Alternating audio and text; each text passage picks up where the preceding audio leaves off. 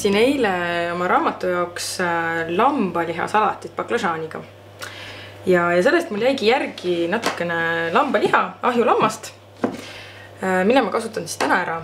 Ja tegelikult, kui seda salatit teha, siis täiesti võite ise ka niimoodi planeerida, et kui te olete õhtuks teinud lambapraadi, alati jäävad mingid räbalad järgi, siis järgmine päev saate näiteks nendest jääkidest teha seda salatit. Aga võib-olla ma räägin lammast, ma küpsetasin lihtsalt ahjus, panin õbepaberi peale, panin natuke rosee, pipart, rosmariini, küüslauk, oliivõli, soola, hõõrusin.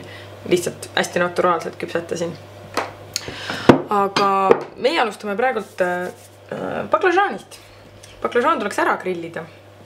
Ma lõikan ta sellisteks kupikuteks. Parem on, läheb selline üks suurem baklažaan. Ma lõikan ta siit ka veel nii. Ja üldiselt baklažaani retseptide puhul, nii palju kui mina olen neid lugenud, soovitatakse alati baklažaanile peale raputada natukene soola ja siis lasta tal seista, et see mahl tuleks välja, sest et baklažaani mahl kipub olema kibe.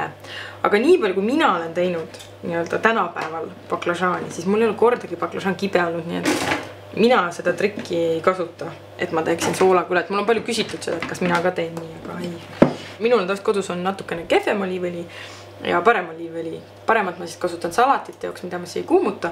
Ja see kehvem või nii odavam, siis see läheb mul niimoodi praadimiseks ja ahju panemiseks. Maitsestan soolaga. Raputan läbi, et see oliivõli seguneks. Ja siis pistan kuskil 200 kraadi juures ahju ja vaatan, et kui siis tükid on ilusad pruunid, siis võtan välja. Tutvustaks võib-olla vahepeal veel neid teisi komponente, mis siin salatis on. Kasutan veel artišokki. See on siis juba grillitud ja marineeritud artišokk, mida saab poes kas purgis või kas klaaspurgis või plekkpurgis osta.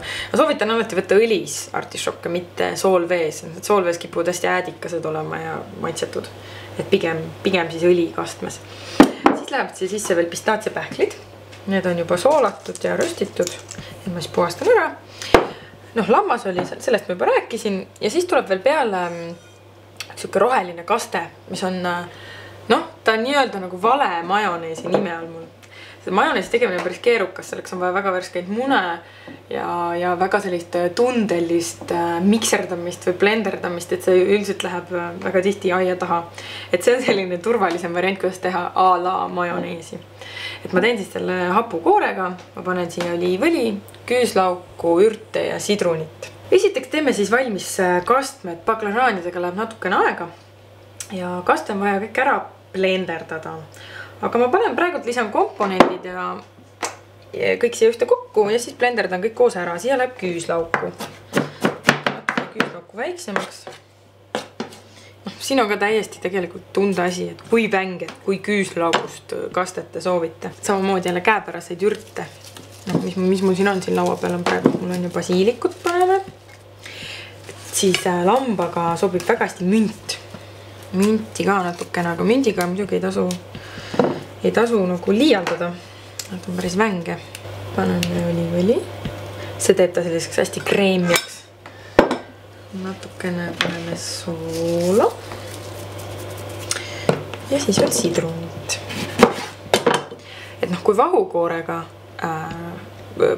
panna sidrunit vahukoorele hulka, siis läheb vahukoor kokku, aga kui hapukoor panna, siis hapukoor ei lähe kokku. Hapukoorel on teine tekstuur ja kui siin on siis õli ka veel lisaks, et siis ta ei tõmba kokku. Nii, ja siis ma blenderdan kogu selle kupatuse ära ja maitsen veel üle ja pärast maitsestan. Kaste sai siis blenderdatud, ta tuleb selline ilus roheline. Ja kui te nüüd tahate, et see kaste oleks paksem, siis võib see lisada natuke tahedat saia sisse blenderdamise ajal. Siis ta läheb natuke paksemaks, aga ma ei tea, mulle nagu istub see ka. Siis võib puhastada ära pistaatsiapähklid. See on ka selline mõnus rutiinivaba töö, väga rahustav.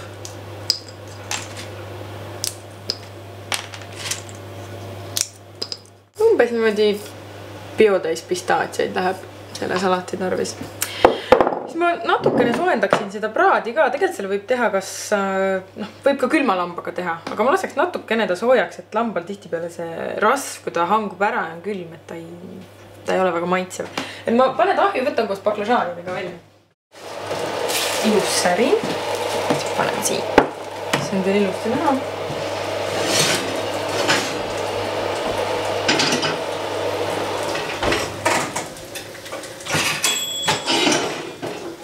Ahju ka välja. Nii. Ma maitsestan ära siis baklažaani veel.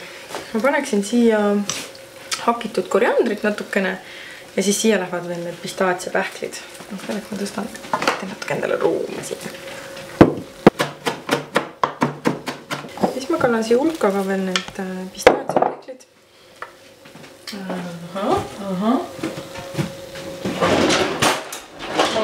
Karakaadrist. Naasen lusikaga. Lõhnab nii hästi. Siis ma teen valmis selle põhja. Ma panen alla natukene ruukulat. Või no mis natuke päris palju. Sellest salatist peaks küll 2 inimesele piisama. Niimoodi.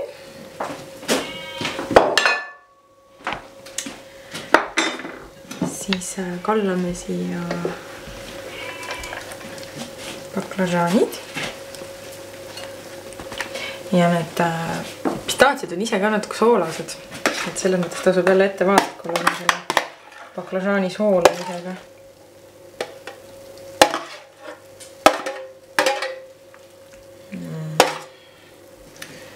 See kõik lõhnab nii hästi, et kõht läheb tühjaks jälle.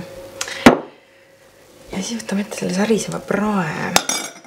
Mul on sellised spetsiaalsed kalafileerimise riistad, aga miks ka mitte sellega liha lõigata.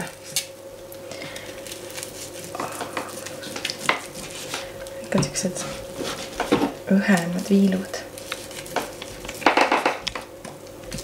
Neelud hakkavad käima.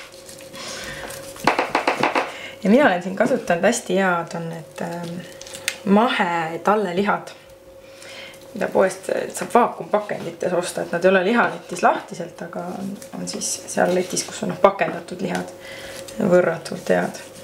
Ma ei ole mitte kunagi halba liha sealt saanud. Niimoodi.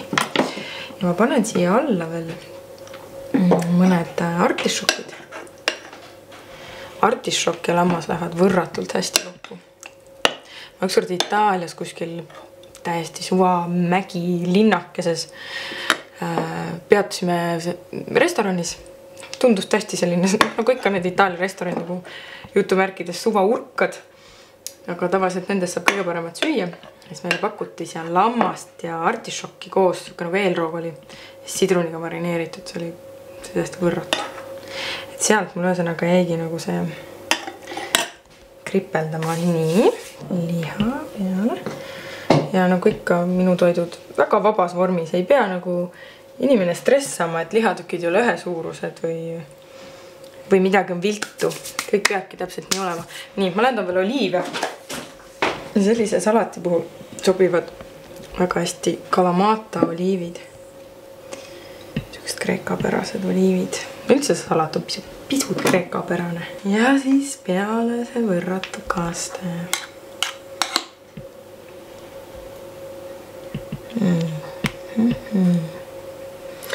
Mulle väga meeldib selle salati välivus. See on, isegi kui kõht ei ole tühi, läheb kõht kohe tühjaks. Ja kes tahab lahjemat varianti, võib teha ka maitsestamata jogurtiga seda kastet. Aga mulle lihtsalt ei meeldi lahjemad variandid. Ja ma paneksin natukene vürtsbasiilikut. Vürtsbasiilikul on, tal on natuke sellised piklikumad lehed. Ja tal on juba lõhn on selline nagu viiruk natukene, selline magus vürtsikas. Kusjuures peletab hästi putukaid eemale, et suvel, kui on sääseprobleem, siis tasub akna alla istutada just see vürtsbasiilik. Pipar ka ja ühesõnaga see on üks minu raamatu lemmikumaid retsepte.